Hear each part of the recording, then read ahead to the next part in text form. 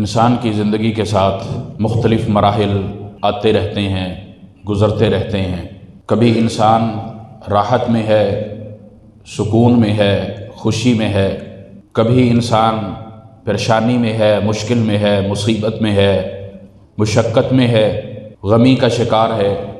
یہ اتار چڑھاؤ اللہ رب العالمین نے ہر انسان کی زندگی میں رکھا ہے، اور یقیناً یہ قاعدہ، یہ اصول بھی اللہ تعالیٰ نے ہی ہمیں بتلایا۔ ان مع العسر یسرا، مشکل ہے تو اس کے ساتھ آسانی بھی ہے، اور اسی طرح اس کے برعکس کہ اگر آسانی ہے تو پھر مشکل بھی ہے۔ یہ اللہ تبارک و تعالیٰ نے ہر انسان کے لیے رکھا ہے، اس کی زندگی کے ساتھ اس کو جوڑ دیا ہے، منسلک کر دیا ہے، اس کے تعلق کو اس کے ساتھ جوڑ دیا ہے۔ لیکن چند چیزیں، چند باتیں جو اللہ رب العالمین نے ہمیں کہی ہیں، بتلائی ہیں، عمل کرنے کا حکم دیا ہے، محمد ذیشان صلی اللہ علیہ وسلم نے اپنی زندگی میں اس کو کیا ہے، ہمارے لیے اللہ نے اس کو اسوہ بنایا ہے۔ اس کی بدولت ہم اس پریشانی، مصیبت، مشکل کو اپنے لیے رحمت بنا سکتے ہیں، اللہ کی نعمت بنا سکتے ہیں۔ یقیناً یہ کھٹن مرحلہ ہوتا ہے، مشکل ہوتا ہے، لیکن اگر انسان بحیثیت مسلمان اپنے تعلق کو ان چیزوں سے جوڑ لے تو پھر اللہ رب العالمین اس کو دلاسا بھی دیتا ہے، تسلی بھی دیتا ہے، اور صبر کے ساتھ نعم البدل بھی دیتا ہے۔ یہ اللہ رب العالمین کا وعدہ۔ اسی لیے اللہ رب العالمین نے یہ بھی کہا کہ اگر دلوں کا سکون چاہتے ہو، پریشان ہو، دل مضطرب ہے، اضطراری کیفیت ہے، تکلیف میں ہے، غیر یقینی صورتحال میں ہے، پریشانی کا سامنا ہے، تو پھر کیا کرنا ہے؟ اس کا اطمینان چاہتے ہو، الذین آمنوا وتطمئن قلوبہم بذکر اللہ۔ اور یہ اصول سب انسانوں کے لیے نہیں اللہ نے بیان کیا۔ پھر دونوں چیزوں کو سمجھیے گا، ہر انسان کے ساتھ پریشانی کا تعلق اللہ نے جوڑ دیا۔ اس کے حالات ایک جیسے نہیں رہیں گے، یکساں نہیں رہیں گے، اتار چڑھاؤ آتا رہے گا، لیکن جو مسلمان ہے اس کو اللہ رب العالمین ان انعامات سے نوازتا ہے، کیونکہ اس نے پریشانی کا جب سامنا کرنا ہے اور اس پر وہ صبر کرے گا، اپنے رب کی رضا پر وہ راضی رہے گا، تو اللہ تعالیٰ اس کے دل کو مضبوط کرے، اس کو صبر دے گا، اس کا نعم البدل اللہ رب العالمین اس کو دے گا۔ یہاں پر جو خطاب اللہ تعالیٰ نے کہا وہ کیا الذین آمنوا، وہ لوگ جو ایمان لے کر آئے۔ یہ ہم سلیس اس کا ترجمہ اگر کریں، اللہ رب العالمین پر جو ایمان لے کر آئے، محمد رسول اللہ پر جو ایمان لے کر آئے صلی اللہ علیہ وسلم، اور دیگر جتنی چیزیں ایمان لانے کی اللہ نے کہیں ان پر وہ ایمان لائے۔ وَتَطْمَئِنُّ قُلُوبُهُمْ بِذِكْرِ اللَّهِ، دلوں کا سکون اللہ کے ذکر میں ہے۔ ایمان لانے کے بعد اللہ کے ذکر سے غافل نہیں ہونا۔ اب دل کا سکون، اس کی راحت، اس کا اطمینان، اس کا علاج، اس کی دوا اللہ کے ذکر میں۔ الا بذکر اللہ تطمئن القلوب، اللہ رب العالمین نے یہ نسخہ کیمیا ہمیں دیا ہے۔ اور اللہ کا ذکر کیا ہے؟ کون سی ایسی چیز ہے جس کے ذریعے دل کا سکون انسان مسلمان حاصل کر سکتا ہے؟ اللہ رب العالمین نے محمد ذیشان صلی اللہ علیہ وسلم کی قرآن مجید میں کئی مقامات پر اس حوالے سے رہنمائی کی ہے۔ سورۃ طٰہٰ میں اللہ رب العالمین کا فاصبر علی ما یقولون وسبح بحمد ربک، یہ اللہ کی تسبیح ہے، یہ اللہ کا ذکر ہے۔ اور اللہ رب العالمین نے یہاں پر کس چیز کا ذکر کیا؟ فاصبر علی ما یقولون۔ سورۃ طٰہٰ مکی ہے، اسی سے ملتے جلتے الفاظ اللہ رب العالمین نے سورۃ قاف میں بھی کہے ہیں، وہ بھی مکی۔ فاصبر علی ما یقولون وسبح بحمد ربک قبل طلوع الشمس وقبل الغروب، یہ سورۃ قاف ہے۔ یہاں پر طٰہٰ میں اللہ نے کہا فاصبر علی ما یقولون وسبح بحمد ربک قبل طلوع الشمس وقبل غروبها، یہ تھوڑا سا فرق ہے۔ یہ آیت آگے، اور اللہ رب العالمین نے ان دونوں مقامات پر مکی آیات میں، مکی صورتوں میں جو کہا وہ کس پر کہا؟ صبر کرنے کی تلقین محمد صلی اللہ علیہ وسلم کو کس بات پر کی؟ فاصبر علی ما یقولون۔ کون؟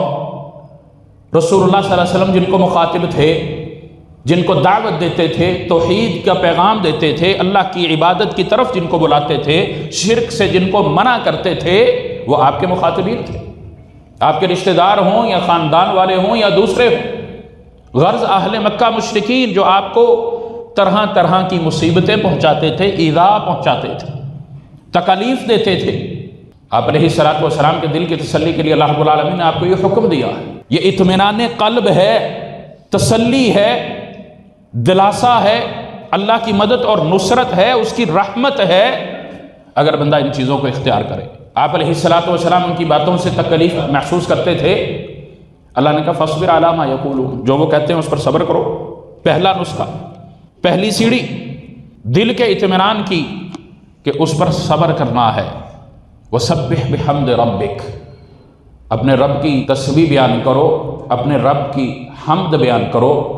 تسبیح کیا ہے؟ تسبیح اس کو کہتے ہیں کہ اللہ رب العالمین ہر عیب سے پاک قرار دینا، ایمان رکھنا۔ عقیدہ توحید میں اگر اس کی بات کریں تو صفات سلبیہ جو اس کے اندر آتی ہیں ان سب کے ساتھ اس بات کا اقرار کرنا کہ اللہ ان سے پاک ہے۔ صفات سلبیہ کس کو کہتے ہیں؟ تمام عیوب، سلب کی ہوئی چیز، روک دی چیز، اللہ رب العالمین اس سے آزاد ہے، اس سے پاک۔ یہ تسبیح ہے۔ اس کے الفاظ سبحان اللہ ہوں یا دیگر جتنے بھی ہیں۔ قرآن مجید میں اللہ رب العالمین نے سبح للہ بھی کہا، یسبح للہ بھی کہا، سبحان اللہ بھی کہا، وَيُسَبِّحُ الرَّعْدُ بِحَمْدِهِ، یہ بھی اللہ رب العالمین نے کہا۔ بادل اللہ کی تسبیح بیان کرتے ہیں، ملائکہ اللہ کی تسبیح بیان کرتے ہیں۔ اللہ رب العالمین کو ان چیزوں سے پاک سمجھتے ہیں جو چیزیں عیب دار ہیں، یہ تسبیح۔ اور حمد جس کے اندر اللہ رب العالمین کی تمام صفات ثبوتیہ شامل ہو کہ اللہ ہی اسی کی تعریف ہے، وہی بڑی ذات، اللہ رب العالمین کی حمد بیان کرنی ہے۔ وَسَبِّحْ بِحَمْدِ رَبِّكَ قبل طلوع الشمس وقبل غروبها، قبل طلوع الشمس وقبل الغروب، اس کا معنی کیا؟ سورج نکلنے سے پہلے اور غروب ہونے سے پہلے۔ مفسرین نے اس کی تفصیل تشریح کی ہے۔ امام طبری رحمہ اللہ نے اس میں مفصل بحث کی ہے، تفسیر طبری میں۔ اس کے اندر 5 نمازیں شامل ہیں۔ بحث کے دوران وہ ان اقوال کو بھی لے کر آئے ہیں جو سورج طلوع ہونے سے پہلے کی بات کرتے ہیں، اور وہ کس کے تحت کرتے ہیں؟ وَمِنَ اللَّيْلِ فَسَبِّحْهُ وَأَدْبَارَ النُّجُومِ، سورۃ طور ہے۔ اللہ رب العالمین کی تسبیح بیان کرنے کا حکم دیا ہے، کب؟ جب ستارے ہوں، ادبار النجوم ہوں۔ اس سے مراد فجر سے پہلے کی 2 رکعت بھی شامل، لیکن وہ فرض نہیں قرار دی۔ اس سے جنہوں نے فرض مراد لیا وہ فجر کی 2 سنتوں سے متعلق کہتے ہیں کہ وہ فرض کے ساتھ ہیں، اور بعد کہتے ہیں فجر کے 2 رکعت جو فرض ہیں وہ اس سے مراد ہیں۔ الغرض، اللہ رب العالمین نے سورج نکلنے سے پہلے جو حکم دیا وہ فجر، اور سورج ڈھلنے سے پہلے جو کہا وہ مغرب ہے۔ ان دونوں کا اللہ رب العالمین نے یہاں کا اس کے ذریعے سے اللہ رب العالمین کی تسبیح بھی بیان کر اور حمد بھی بیان کر۔ اور اسی ضمن میں ایک قول جس میں اللہ رب العالمین نے ہمیں اپنی عبادت کا حکم دیا، اس میں یہ ہے کہ اللہ رب العالمین نے بندے پر 5 نمازیں جو فرض کی ہیں ان 5 کی وہ ادائیگی کرے گا۔ قبل طلوع الشمس بھی ہے اور قبل الغروب بھی ہے۔ وَمِنْ آنَاءِ اللَّيْلِ، پھر رات کا تعلق آ گیا، عشاء داخل ہو گئی، مغرب بھی اس میں شامل کرتے ہیں۔ وَأَطْرَافَ النَّهَارِ، اب دن کے طرف ہیں، دن شروع ہو رہا ہے، دن ختم ہو رہا۔ دن کی نمازیں ظہر اور عصر ہیں، اللہ رب العالمین ان کو بھی اس میں شمار کر دیا۔ لَعَلَّكَ تَرْضَىٰ، عبادت بندہ کرے گا، اللہ رب العالمین کے احکامات کی پیروی کرے گا، پابندی کرے گا، اللہ کے ساتھ ان معاملات پر صبر بھی کرے گا، تو پھر اللہ کیا کہتا ہے؟ لَعَلَّكَ تَرْضَىٰ، تو راضی ہو جائے، بندہ راضی۔ اس کے بدلے تو اللہ رب العالمین راضی ہو، بندہ کیسے راضی ہوگا؟ اللہ رب العالمین نے یہاں بندے کی رضا کا ذکر کیا ہے۔ لَعَلَّكَ تَرْضَىٰ، بندہ راضی ہو رہا، اللہ بندہ کیسے راضی ہو؟ وہ تو پہلے مشقت میں، وہ تو مصیبت میں، وہ تو پریشانی میں، وہ کیسے راضی ہوگا؟ اللہ کی عبادت جب وہ کرے گا، اپنے تعلق کو رب سے جوڑے گا اور ساتھ اس مشکل اور پریشانی پر صبر کرے گا، اللہ رب العالمین جب راضی تو اس کو بھی راضی ہو جائے۔ جب دل کا اس کو سکون میسر آ جائے گا، پریشانی اس کے دل سے نکل جائے گی، دل کا راحت اس کو میسر ہو گئی، دل کی راحت اس کو میسر ہو گئی، اب وہ اپنے رب پر راضی ہے، اس کی رضا پر راضی ہے، اب اس کو کوئی پریشانی نہیں، اب اپنے نقصان کی تلافی کا اس کو کوئی مدعکہ نہیں۔ کیوں؟ وہ اب اپنے رب کی رضا پر راضی ہو گیا۔ لعلک ترضیٰ، یہ اس سے مراد ہے۔ اسی طرح اللہ رب العالمین نے دیگر مقامات پر بھی رسول اللہ صلی اللہ علیہ وسلم کو اس کی پابندی کرنے کا حکم دیا ہے۔ فاصبر ان وعد اللہ حق واستغفر لذنبک وسبح بحمد ربک بالعشی والابکار۔ سارے انسان کے جو معمولات ہیں 24 گھنٹے وہ اس میں شامل ہیں، اور یہ ساری چیزیں ذکر سے مراد ہیں، یہ اللہ کا ذکر ہے۔ ہمارے ہاں اللہ کا ذکر کسی اور طریقے سے بھی ہوتا ہے. شاید ہم سمجھتے ہیں اللہ کا لفظ اسم جلالہ، اللہ کا نام اللہ ہو، وہ اسم ہے، وہ ذکر ہے. اللہ ہو اللہ ہو اللہ ہو، پھر اس سے آگے ہو اور اس سے آگے پھر ٹکرے مارنا، یہ اللہ کا ذکر مراد نہیں. اللہ کے ذکر کی توہین ہے، اللہ کے نبی کی توہین ہے، سنت کی توہین ہے. اللہ رب العالمین نے ذکر مراد لیا، جو بتایا وہ پورے کا پورا اس میں شامل، رکوع شامل، سجدہ شامل. اور اسی طرح اللہ رب العالمین کا وَرْكَعُوا مَعَ الرَّاكِعِينَ، رکوع کرنے والوں کے ساتھ رکوع کرو. اللہ رب العالمین کا آمنوا اسْتَعِينُوا بِالصَّبْرِ وَالصَّلَاةِ، اللہ کی مدد چاہتے ہو تو پھر نماز پڑھو اور صبر کرو. ان اللہ مع الصابرین، اللہ صبر کرنے والوں کے ساتھ ہے. یہ وہ تمام چیزیں ہیں جو اللہ رب العالمین نے ہمیں کتاب اللہ میں بتلائی. ان مراحل کو طے کرتے ہوئے ہم نے اس چیز کو سامنے رکھنا ہے کہ اللہ رب العالمین کی اطاعت میں ہی ہم نے اپنی زندگی گزارنی ہے، اسی میں ہی ہماری نجات ہے، اس سے باہر نہیں جا سکتے. اور اسی طرح اللہ رب العالمین نے اس میں ایک اور چیز بھی شامل کی، وَاسْتَغْفِرْ لِذَنبِكَ. انسان ہے، بندہ ہے، زندگی گزارتے ہوئے کئی معاملات کرتا ہے، گناہ کر بیٹھتا ہے، اللہ کی نافرمانی کر بیٹھتا ہے، حقوق اللہ میں کمی رہ جاتی ہے، حقوق العباد کی گستاخی کر بیٹھتا ہے، ان کو توڑ بیٹھتا ہے. تو اللہ رب العالمین کا اپنے گناہوں پر معافی بھی مانگو، وَاسْتَغْفِرْ لِذَنبِكَ، اپنے گناہوں کی معافی طلب کرو، اللہ رب العالمین معاف کرے گا. اور وہ بھی کیسے؟ اس کا تعلق بھی اسی حمد اور تسبیح اور اسی ذکر کے ساتھ. جہاں اللہ رب العالمین نے ان 5 نمازوں کی پابندی کرنے کا حکم دیا، انہی کے اندر ان ساری چیزوں کو شامل رکھ دیا. اور ایک نقطے کی بات اور ہمیں یاد رکھنی چاہیے، جو 5 نمازوں کی حفاظت کرتا ہے وہی اس سے بڑھ کر عبادت کر سکتا. جو ان 5 نمازوں کی حفاظت نہیں کرتا وہ پھر بڑی ہوئی عبادت بھی نہیں کر سکتا. جو فرض کی ادائیگی میں کوتاہ ہے، فرض کی ادائیگی اس کی مکمل نہیں ہے، وہ سنت اور نفل نہیں ادا کر سکتا. یہ فطرت ہے، اس سے انسان لڑ نہیں سکتا. اور جب وہ فرض میں کمی نہیں رکھتا تو پھر سنتیں بھی اس کو ملتی، جب سنتیں ملتی ہیں تو پھر اس کو نوافل بھی ملتے ہیں. جو فرض کی پابندی سختی سے کرتا ہے وہ رات کو اٹھ کے 2 رکعت بھی پڑھ سکتا ہے، اور جو فرض کی پابندی نہیں کر سکتا وہ رات کو نہیں اٹھ سکتا. یہ ہر کوئی اپنی زندگی میں مشاہدہ کر سکتا، تجربہ کر سکتا. اللہ رب العالمین کی توفیق بھی اسی کو ملتی ہے جو اپنے تعلق کو اپنے رب کے ساتھ جوڑتا ہے، جو اپنی پریشانیوں کا حل دائیں بائیں ڈھونڈتا ہے، ارد گرد دیکھتا ہے، رب کے ساتھ تعلق کو مضبوط نہیں کرتا، اس کو پھر یہ آسانیاں بھی نہیں ملتی، اس کو یہ حال نہیں ملتا. یہ اللہ رب العالمین کا اصول ہے. موجودہ حالات میں ہم ایک بڑی پریشانی کو دیکھتے ہیں، زندہ لوگ جلتے ہیں، اللہ رب العالمین کی طرف سے ابتلا امتحان ہے، لیکن اس کے ساتھ ساتھ اپنے اعمال کا جائزہ ہمیں لینا ہے. رسول اللہ صلی اللہ علیہ وسلم نے صحیح ابو داؤد کے اندر یہ حدیث موجود، جلنے والے کو شہید قرار دیا، دب جانے والے کو شہید قرار دیا. اللہ رب العالمین بڑی ذات ہے، ہو سکتا ہے جلنے اور دبنے دونوں کی فضیلتیں مل جائیں، لیکن ان فضیلتوں کا تعلق بھی ایمان اور اسلام کے ساتھ ہے، اس کے علاوہ نہیں. الذین آمنوا، ایمان والوں کے ساتھ ہے، عمل والوں کے ساتھ ہے. اور یاد رکھیں اللہ رب العالمین اپنے بندوں کا امتحان جیسے چاہے لے سکتا ہے. امتحان کڑے سے کڑا بھی ہو سکتا ہے، آسان سے آسان میں بھی بندہ پھنس سکتا. امتحان تو امتحان، لیکن جو اس امتحان میں ثابت قدم رہتا ہے، اپنے ایمان کو اپنے رب کے ساتھ جوڑ لیتا ہے، تو پھر وہ نجات والا ہو جاتا ہے. اللہ رب العالمین کے ہاں اس کو انعام و اکرام سے نوازا جاتا ہے. اور جہاں بندے نے اپنے اعمال دیکھنے ہیں وہیں ایک دوسری چیز بھی اس کو یاد رکھنی چاہیے کہ انسان کی زندگی کس مرحلے پر اس کا ساتھ چھوڑ دے اس کو یقین نہیں، اس کو پتہ نہیں. اور یہی بات اللہ رب العالمین نے بھی اپنی تسبیح اور حمد کے ساتھ جوڑی. فسبح بحمد ربک وکن من الساجدین، اللہ کی تسبیح بیان کرو، حمد بیان کرو اور سجدہ کرنے والوں کے ساتھ ہو جاؤ.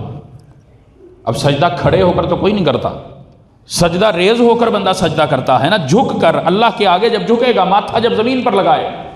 وَاعْبُدْ رَبَّكَ حَتَّى يَأْتِيَكَ الْيَقِينُ، یہ عارضی نہیں، مشکل میں پھنسے دعا کر لی، اللہ سے گڑ گڑا لے، ایک آدھی نماز پڑھ لی بس کافی نہیں.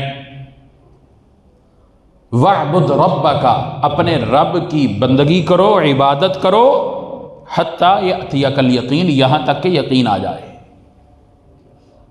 اور یقین سے مراد کیا ہے؟ موت ہے۔ حتی اتانا الیقین،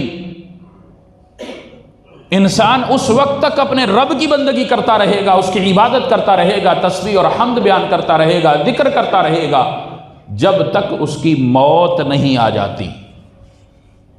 اس کا تعلق صرف پریشانی کے ساتھ نہیں، مصیبت میں پھنس جانے کے ساتھ نہیں۔ وہ تو فرعون نے بھی کہہ دیا تھا، جب ڈوبنے لگا تو کہا موسیٰ کے رب پر میں بھی ایمان لاتا ہوں، اللہ نے قبول نہیں کیا۔ کسی بھی مرحلے میں انسان زندگی گزار رہا ہے مسلمان ہو کر، کسی بھی معاملے کے اندر وہ پھنسا ہوا ہے، اس کو اپنے تعلق کو رب سے جوڑے رکھنا، مایوس نہیں ہونا، اس تعلق کو کمزور نہیں کرنا۔ اور ہمارے ہاں انسان دل برداشتہ ہو کر، نا امید ہو کر کہہ بیٹھتا ہے کہ نمازی بھی ہوں، پرہیزگار بھی ہوں، اللہ کے راستے میں خرچ بھی کرتا ہوں، پھر بھی مصیبت میں پھنس گیا ہوں، پھر بھی مسائل کا شکار ہوں، پھر بھی قرضوں میں ڈوبا ہوا ہوں، پھر بھی بیماریوں میں جکڑا ہوا ہوں۔ اور یہی وہ جملہ ہوتا ہے جو اس سے شیطان بلواتا ہے اور اس کی سابقہ عبادت کو ہباء منثورا کروا دیتا ہے، ضائع کروا دیتا ہے۔ کیوں؟ اس نے اللہ کی ذات سے نا امید ہو کر یہ کیفیت اپنائی ہے۔ یہ بڑا ہلکا جملہ، اور انسان کے دل میں یہ بات آ بھی جاتی ہے، اس کی زبان سے بھی ادا ہو جاتی ہے، وہ کہہ بھی بیٹھتا ہے، اپنے رب سے متعلق وہ بدگمانی کر بیٹھتا ہے۔ اور یہ وہ مرحلہ ہے جب وہ اپنے رب سے دور ہو جاتا، یہ وہ مرحلہ ہے، یہ وہ نقطہ ہے جب وہ اپنے رب کو ناراض کر کے شیطان کو راضی کر لیتا ہے۔ کیوں؟ اپنے خالق مالک سے وہ بدگمان ہو گیا، اس کو ناراض کرنے کا اس نے سبب اختیار کر لیا، وہ اس مشکل مرحلے میں ثابت قدم نہ رہ سکا۔ سیدنا خبیب رضی اللہ تعالیٰ عنہ کا واقعہ یاد آتا ہے یہاں پر۔ اس سے بڑی کوئی مشکل ہو سکتی ہے کہ مشرکین نے لٹکا رکھا ہے اور جسم پہ ضربیں لگا رہے ہیں، نیزے چبا رہے ہیں، تیر مار رہے ہیں، تلوار سے زخم دے رہے ہیں، اور کہتے کیا؟ تمہاری جگہ محمد ہوتا تو کیا خیال ہے؟ یہ ایمان کی ثابت قدمی ہے، یہ مضبوطی ہے، یہ ایسے نہیں آتی۔ شہید ہو گئے، شہادت کے رتبے پہ فائز ہو گئے، لیکن یہ اس خواہش کا اظہار نہیں کیا جو مشرکین چاہتے تھے۔ اللہ رب العالمین کے ہاں درجات پا گئے۔ ہم انسان سمجھتے ہیں کہ شاید دنیا کا نقصان ہو گیا تو اب کچھ ملے گا ہی نہیں، ایسا نہیں۔ یہ اللہ رب العالمین کی منشا ہوتی، اس کی مرضی ہوتی، اس کے فیصلے ہوتے ہیں، اس کی تقدیر ہے، جس کے حق میں جو بہتر ہے وہ اس سے متعلق وہ کرتا ہے۔ انسان بے صبر، اور اللہ رب العالمین نے اس کا بدلہ بھی پھر دیا ہے۔ عسیٰ ان یبعثک ربک مقاما محمودا، یہ مقام محمود ہے کن کے لیے؟ جو اپنے تعلق کو رب سے جوڑتے ہیں۔ وَمِنَ اللَّيْلِ فَتَهَجَّدْ بِهِ نَافِلَةً لَكَ عَسَىٰ أَن يَبْعَثَكَ رَبُّكَ مَقَامًا مَحْمُودًا، یہ مقام محمود انہی کو ملے گا جنہوں نے ہر مرحلے پر اپنے رب سے تعلق کو مضبوط تو کیا ہے، کمزور نہیں کیا۔ اور انسان اگر یہ سمجھ لے کہ میرے حق میں یہ چیز نہیں تھی، میرے نصیب میں یہ چیز نہیں تھی، میرے لیے یہ بہتر نہیں تھی، اس لیے مجھ سے چلی گئی، نقصان ہو گیا، آپ یقین کریں اسی وقت ہی اس کو صبر آ جاتا ہے۔ اور اللہ رب العالمین نے اس صبر کو اختیار کرنے کا بھی حکم دیا، ایسا نہیں اللہ نے دیا وَاصْبِرْ لِحُکْمِ رَبِّكَ، وَاصْبِرْ لِحُکْمِ رَبِّكَ، تیرے رب کا جو حکم ہے اس پر صبر کر۔ اب وہ تیرے لیے آسان ہے، وہ تیرے لیے مشکل ہے، اس پر صبر کر، اس کی تعمیل کر، اس کی تکمیل کر، اس سے پیچھے نہیں ہونا۔ اور ساتھ ہی اللہ رب العالمین نے کیا کہا؟ وَاصْبِرْ لِحُکْمِ رَبِّكَ فَإِنَّكَ بِأَعْيُنِنَا، اللہ کی آنکھوں سے کوئی چھپ سکتا ہے؟ اللہ کے دیکھنے سے کوئی چھپ سکتا ہے؟ کسی پوش جگہ میں، کسی چھپنے والی جگہ پر جا کر وہ اپنے رب سے چھپ سکتا ہے؟ بالکل نہیں۔ فَإِنَّكَ بِأَعْيُنِنَا، اللہ رب العالمین کی نگرانی میں ہے، اللہ تجھے دیکھ رہا ہے، اللہ رب العالمین کے دیکھنے سے تو غافل نہیں ہو سکتا، چھپ تو نہیں سکتا، اللہ کی نگرانی میں ہے۔ فَإِنَّكَ بِأَعْيُنِنَا وَسَبِّحْ بِحَمْدِ رَبِّكَ حِينَ تَقُومُ، پھر کیا کرنا ہے؟ اپنے رب کی تسبیح کرنی ہے اور حمد کرنی ہے۔ حین تقوم سے بھی مراد مفسرین نے کئی معنی لیے ہیں، میں ان میں نہیں جاتا، بات لمبی ہو جائے گی۔ نماز کے لیے کھڑے ہونا، سو کر اٹھ کر کھڑے ہونا، رات کے وقت کھڑے ہونا، یہ سارے اقوال اس میں شامل ہیں، آپ تفسیر میں مطالعہ کر سکتے ہیں حین تقوم سے کیا مراد۔ لیکن ایک مراد ضرور یہ ہے کہ اللہ رب العالمین کے سامنے جب کھڑے ہونا ہے، دل تسبیح کرنی۔ انسان چلتا پھرتا بھی اللہ کے سامنے، نماز کی نیت باندھتا ہے تب بھی اللہ کے سامنے، کوئی معاملہ کرنے کے لیے کھڑا ہوتا ہے، معاملہ سر انجام دینے کے لیے، معاملہ جب بندہ کرتا ہے ضروری نہیں کھڑا ہو کر کرے، بیٹھ کر بھی معاملہ کرتا ہے، اس کو بھی ہم کہتے ہیں یہ کام کرنے لگا، اس کی ابتدا ہے، اس کی شروع حین تقوم، اس کی ابتدا تو نے اللہ رب العالمین کے نام سے کرنی ہے۔ اور کیوں کرنی ہے؟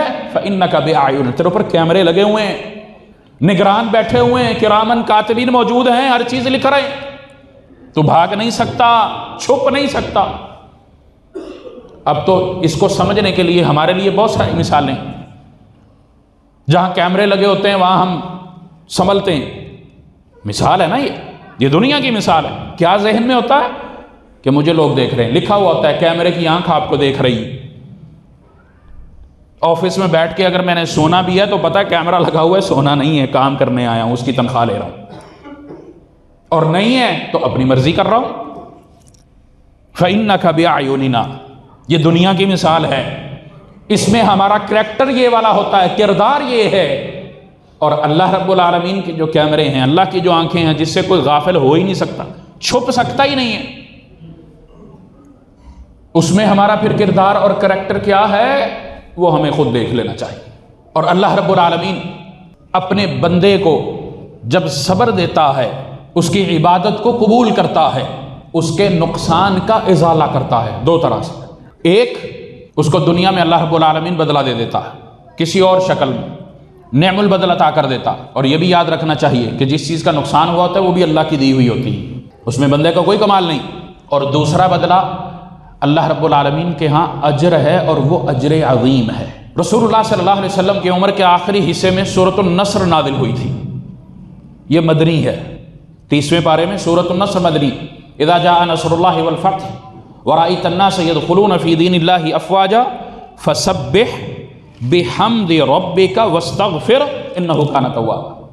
زندگی گزار لی، پھر اللہ رب العالمین یہ حکم دے رہا ہے، حالانکہ آپ علیہ الصلوۃ والسلام معصوم عن الخطا تھے، امت کی تعلیم کے لیے، امت کی تربیت کے لیے، اور جس انسان کو اس بات کا یقین ہو کہ یہ میرا شاید آخری لمحہ ہو، ابھی موت آ جائے، تو پھر اس کو ہر وقت ہی اللہ کی تسبیح، حمد اور استغفار کرتے رہنا چاہیے، ہر وقت ہی اس کو اپنے مسائل پر صبر کرتے رہنا چاہیے۔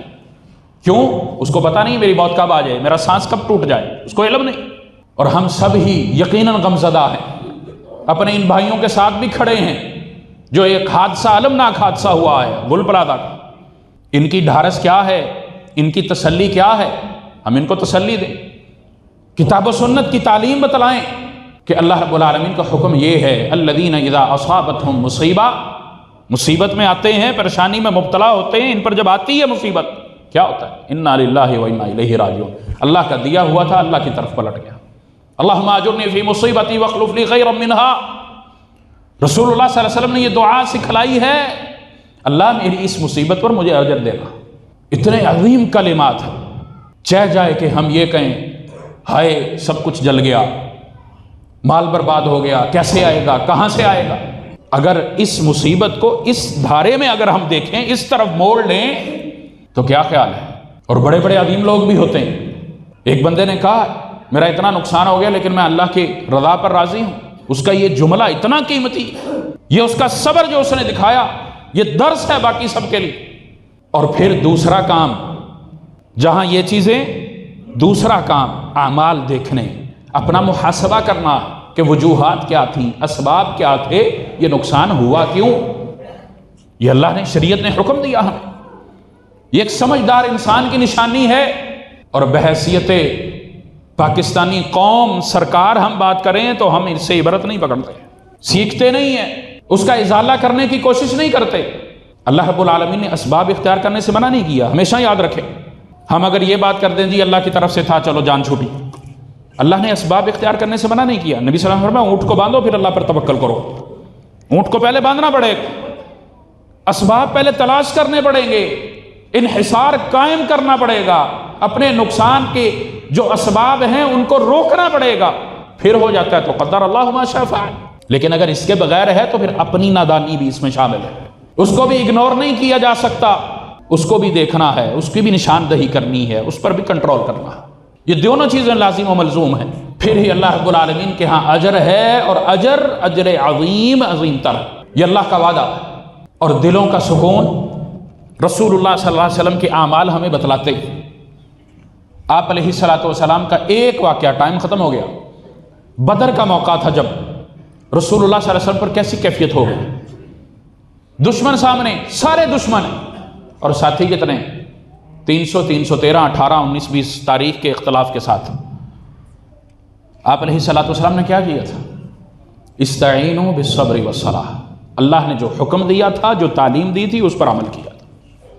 اور پھر مدد کیسے اتری تھی یہ آپ واقعہ پورا پڑھ لیں۔ شیطان دوڑ گیا تھا میدان چھوڑ کر کہ اب میں مقابلہ نہیں کر سکتا، مشرکین کو اس نے کہہ دیا جو کچھ میں دیکھ رہا ہوں تم نہیں دیکھ رہے، فرشتے اترے تھے۔ پھر مشرکین کی مدد نہیں کر سکا تھا، کیوں؟ اللہ کا مقابلہ کوئی نہیں کر سکتا۔ ہم کمزور ایمان والے مسلمان ہیں، اس طرف ہم توجہ نہیں دیتے۔ کسی بھی قسم کی مشکل ہے، کوئی پریشانی ہے، استعینوا بالصبر والصلاۃ، صبر کے ساتھ نماز قائم کریں، 2 رکعت پڑھیں، اپنی حاجت ضرورت اللہ کے سامنے رکھیں، اس بات کا اقرار کریں یا ایھا الناس انتم الفقراء، اللہ رب العالمین نے کہا نا کہ لوگوں تم ہی فقیر ہو، واللہ هو الغنی الحمید، اس کا اقرار رب کے سامنے کریں، رب ساری مشکلات پریشانیاں دور فرما دیتا۔ اللہ تعالی ہماری سب کی بھی مشکلات آسان فرمائے۔